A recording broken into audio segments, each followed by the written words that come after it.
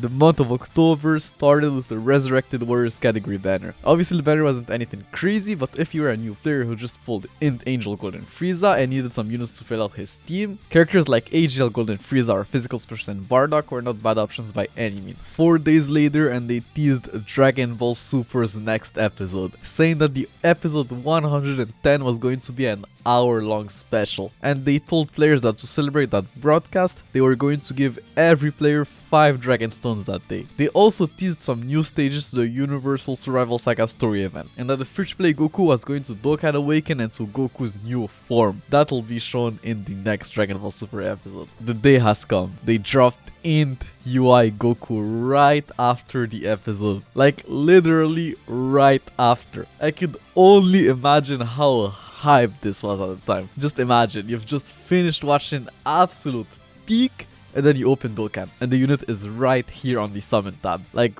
bro, like how did people save money that year? They just dropped too many things. The Super Saiyan 4s, summonable LRs, Super Gogeta, Super Saiyan 4 Gogeta, and now UI Goku. That was just crazy. Anyways, Int UI Goku came without the Dokkan event. People didn't understand why at first, but quickly came to the conclusion that whatever he was going to Dokkan Awaken into hadn't been shown in the anime yet. But obviously that didn't stop people from dreaming a little bit too much, thinking that this guy was going to awaken into some sort of LR, which would have been cool and crazy, but don't forget that Toshi was the producer at the time. So best believe that the only chance people had at the time of seeing an LR Ultra Instinct Goku was on a garbage banner with horrendous rates and like some special awakening medals that could only be obtained by summoning on a different banner. That was the only way he was going to be in Dokkan. Jokes aside, Int UI Goku was actually pretty strong for an SSR. He introduced the Realm of Gods category into the game, leading it for 2 key and 120% HP attack and defense, or the Int type for 2 key and 40%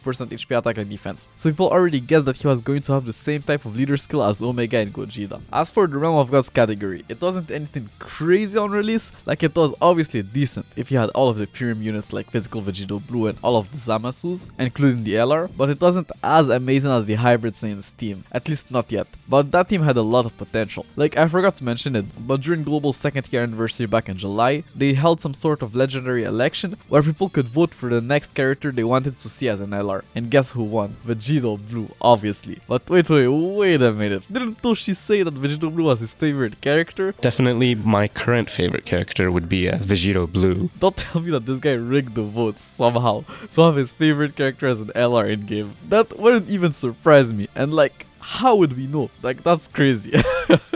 But yeah, Vegeta Blue was going to get an LR at some point, so that's already like a guaranteed top tier unit on Goku's Realm of Gods team. It was just a matter of when. Anyways, Int UI Goku could stack attack on Super, had 70% attack and defense at the start of turn, and 3 key and 70% attack, as well as a 50% chance to dodge all attacks for 7 turns once he dropped below 50% HP. Like, if you were able to proc that second part of his passive, he was genuinely insane for an SSR, and his link set wasn't half bad either. He linked well with the other Super Saiyan God units, but unfortunately the Tournament of Power key link was just a dead link at the time. Like, he couldn't even proc it on his own team, unless you were willing to bring someone like Int Angel Golden Frieza. But that guy lowered superclass allies attack by 50%, so probably not worth it. But this guy didn't struggle for key anyways, so I'm just nitpicking here. His banner was also insane, because every single unit that was featured there was on the Realm of Gods category. So if you were a new player or missing some Realm of Gods units, all you had to do was summon on his banner, and you were good to go. But obviously Toshi was cooking something. He didn't just put Rose and Vegeta Blue on the same banner for no reason, as you'll see later on. The free-to-play physical Goku also awakened into a UI Goku, like it was teased previously. And he honestly wasn't a bad free-to-play card at all. His card art was sick, he had a supreme damage multiplier, an 80% start of turn attack buff, gave 3 keys to Universal Survival Saga allies, and shared the same link set as his summonable counterpart. Like, he was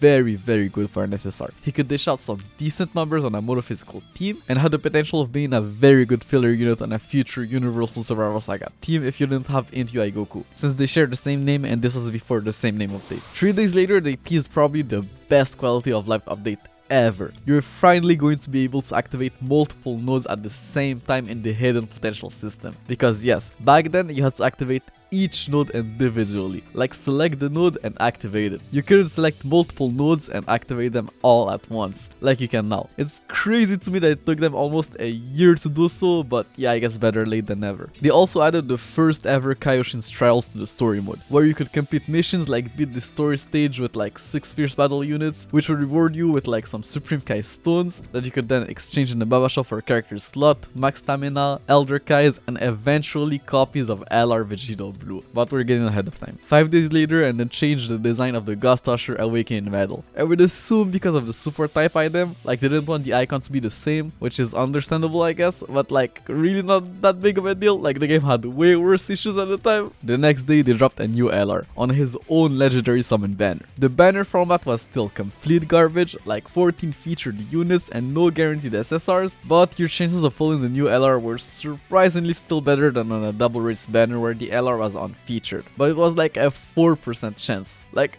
better than 1%, but still not worth your stones. Anyways, the new LR was none other than LR Bojack. He had the same leader skill as LR Goten and Trunks, but for the int type, so not bad. He greatly lowered defense on his 12 key super, which was good, and gave 40% attack to extreme class allies for 1 turn on his 18 key super, which was obviously very good. He also had 80% attack and defense at the start of turn, and an additional attack buff that could go up to 70%. The more HP he had, the greater the boost, and an additional defensive buff that could also go up to 70%, but this time the less HP he had, the greater the boost. On paper this looked bad, but what people didn't know at the time is that those additional buffs were calculated separately, so the maximum buff he could get wasn't 150% to either his attack or defense, but actually 206%. So yeah, that guy was insane. Like a 200% stat buff on an LR was something else at the time. Unfortunately, people couldn't see his full potential since LRs were very rare and private servers weren't really a thing at the time, if I'm not mistaken, so I'm pretty sure people just looked at his kit on paper and assumed he wasn't worth summoning for, if only they knew. Like this guy was a monster on a mono and team, and on int Angel Golden Frieza's Resurrected Warriors team. Like his link set was actually phenomenal, but the problem is that his best linking partner was actually his TUR. So to max out this guy's potential, you need to be like a giga well, but thankfully his second best linking partner was AGL Full Power Bojack, who was just like a regular banner SSR, so it wasn't that bad, so at least you had like options. Going back to his TUR, it was actually quite an insane card. Like knowing that his buffs were calculated separately meant that his TUR had a max stat buff of 140%. Like that was nothing to laugh at, especially linked next to his LR. The problem is that being a Gigaval wasn't even enough actually, because to Dokkan Awaken this guy into a TUR, you needed Flying Nimbus medals that you could only obtain from the Dokkan battlefield or by beating some Dokkan events under a time limit. And let me tell you, those missions were impossible to beat if your phone was slow. I remember struggling to beat some of those missions a year later because my phone was just so slow. Like it took too long for things to load and the game just didn't take that into account. But yeah, not only were those missions hard, the amount of Flying Nimbus medals in the game were limited at the time. I'm pretty sure they just gave enough for you to awaken each character that needed them just once. So if you ever messed up somewhere, you were done for. Bojack also came with a new Dokkan Awakening for Goku, which was actually a not bad awakening. Like he greatly lowered defense on Super, was an orb changer, and had 30% attack and defense at the start of turn. Fun fact, but he also had a rank A potential system, which was kind of unusual for a unit that Dokkan awakened from an SR. So yeah, he was good. The next day they teased a new event, Super Battle Road. It was time for a new level of difficulty. Let's hear what was said about it. A new extremely difficult event that is a little different from the usual high difficulty will be held soon. So you already know that this event was going to be hard as hell, and it was. You'll see, but Super Battle Road on release was not a joke.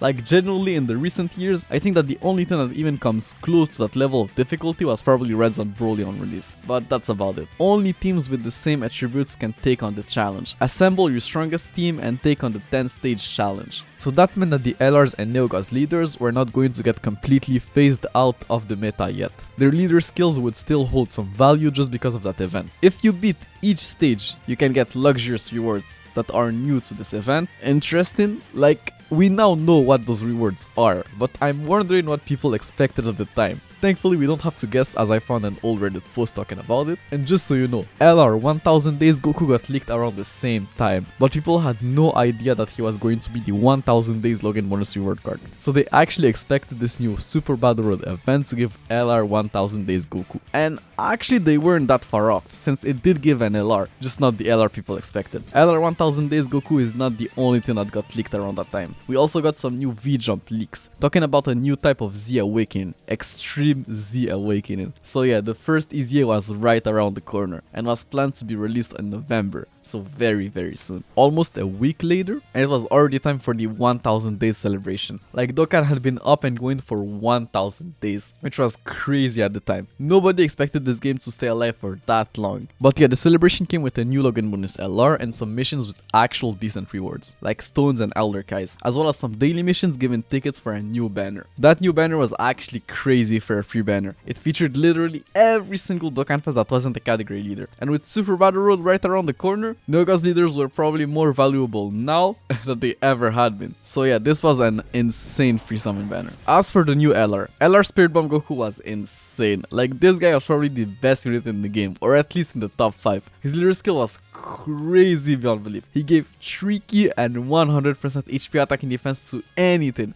So you could literally just run anything you want on his team. Well, on paper at least, because you needed 2 of them to do so. And not many players, if any, actually had him at the time. Like, don't forget that you had to log in every single day since the very first day the servers were up to have him at the time. His 12 key raised all allies attack by 20% for 1 turn, and his 18 key raised all allies attack and defense by 25% for 1 turn, which was very good. He also had 77% attack at the start of turn, and gained an additional 7% attack and defense while also recovering 7777 HP per key spheres obtained. So he was a nuker, but with LR stats. Like, you already know how insane LR Ins Percento Gohan was. And like, sure, this guy was slightly worse offensively, but he was way better defensively and actually had some decent utility. Like, that healing ability was very useful on something like the Boss Rush event or even Super Battle Road, which came not so long after. The next day, they gave a Dokkan Awakening to B-Pan, and yeah, she was pretty solid. She had a 25% chance of turning the attack 10 on Super for 2 turns, recovered 30% of the damage she dealt as HP, and had a high chance of gaining 50% damage reduction at the start of turn. Like, honestly, the healing alone was crazy. And since she could super early at 9 key, stun on super and tank like 50% of the times,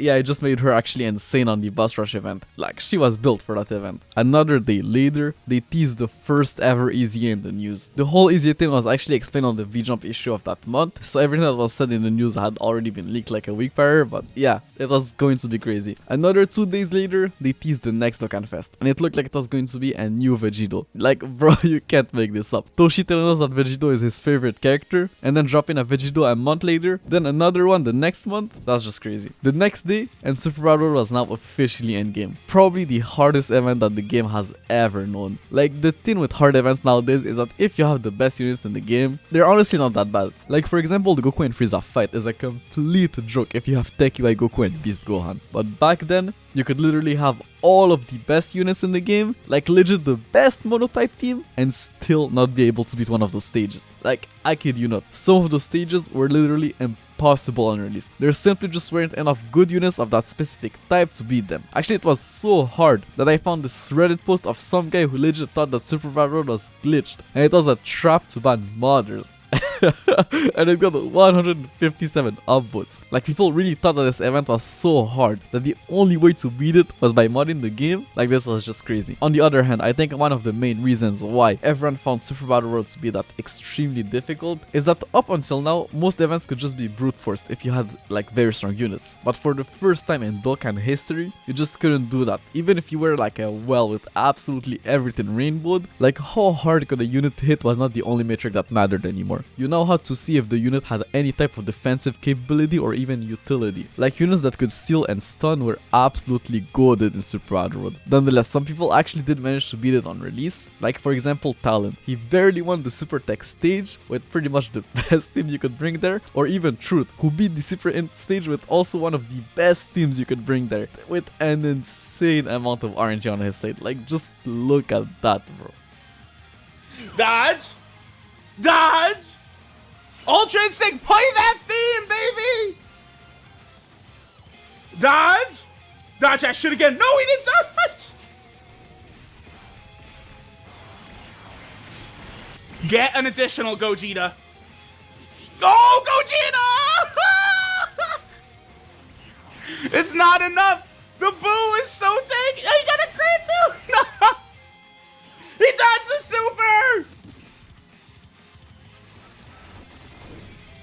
Oh, wait. Oh, yo, Gogeta, we're gonna win. Yo, hang on. Hang on. Gogeta might have dodged the super. We might have won. Cause wait. Wait.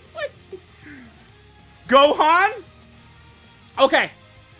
As long as Boo does not super Gohan, I think we're gonna win. I think we got it. Okay, go ahead. Yes. Get a crit! Crit that bitch! Yo! Let's go! Yeah!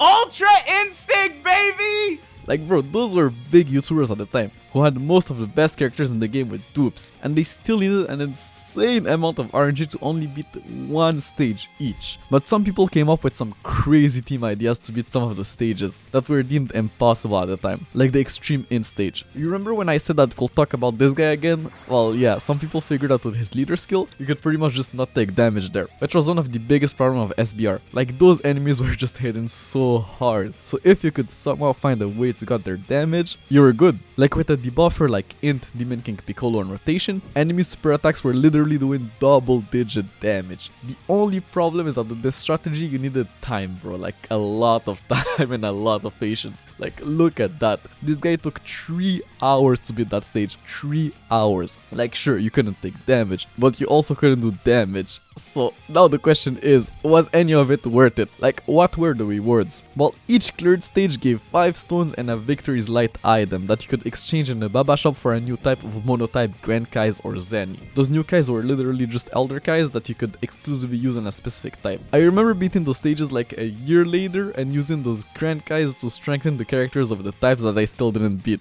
Like one win only gave you 2 of them, but those were just so rare at the time that this was actually good and way better value than the Zenny option, an option that I bought way too many times. Like I'm sure I'm not the only one who made that mistake. Like bro, Zenny was just something you had to grind for at the time, and it just sucked. You were also given copies of a new LR by clearing those new stages, which was impossible at the time. But thankfully one of the mission only required you to beat any of the stages 20 times. So if you were at least able to beat one stage consistently, you were good to go. But unfortunately that Gohan wasn't all that. Like LR SPR Gohan had an insane leader skill, giving 3 key and 77% HP attack and defense to all types, which was very good. A 20% chance of stunning the attacked enemy for 2 turns on his 12 key super, and greatly raised his attack by 50% on his 18 key. So actually his 2 super attacks were pretty decent. But then you look at his passive, a flat stat buff of 10,000 defense at the start of turn, which alone is not even that great. But then you look at the second part of his passive. This guy gained 5 key and 25,000 attack when below 50% HP, but at the same time also lost the 10,000 defense he gained at the start of turn. And that Link set,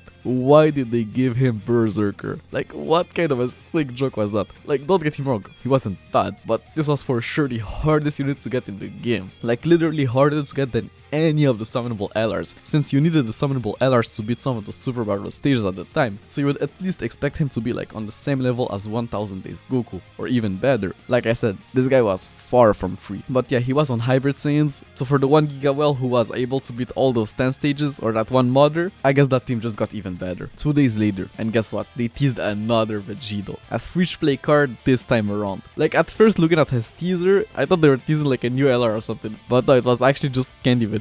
I'm pretty sure this was the first free-to-play unit ever to have an actual event teaser like that, like an event teaser similar to the Dokkan events once. Anyways, the next day it was time for the first ever Halloween celebration. It brought a new Dokkan Super Vegito and a new free-to-play Candy Vegito, and more. Physical Super Vegito introduced the Majin Buu Saga category into the game, given the same amount of stats as LR Strength Ultimate Gohan. I guess that just like the Hybrid Saiyans team, they were afraid to give that team 170% attack. And honestly, I'm not surprised. Just look at that. That team was just insane. You had so many good units, like 4 LRs, with 3 of them being phenomenal. channel and so many Dokkan Fests. Like, this team was not a joke, and Vegito himself was not joking either. He raised all allies attack by 30% on Super for one turn, had 50% damage reduction against normal attacks while countering them with tremendous power, had a decent link set, and gained 10% attack per attack received, up to 100%. Like, this was the first counter unit to have attack on his passive. Like, you already know how broken HL Super Vegito was on release, and that guy had no attack on his passive. So you can already imagine how much damage this guy was doing. Like, he was without question the hardest hitting TUR on release. It was just crazy. And since he could also tank normals, he was an SBR beast, as long as obviously he didn't eat a super. But unfortunately that guy fell off so fast, as you'll see later on. Like, I kid you not, but I think that HL Super Vegito was arguably like a better unit than him like 4 months later, but you'll see. Fun fact about him, but this guy's SSR was actually shown in the first ever Dokkan Battle trailer on Global, which is crazy to think about because at the time HL Super Vegito wasn't even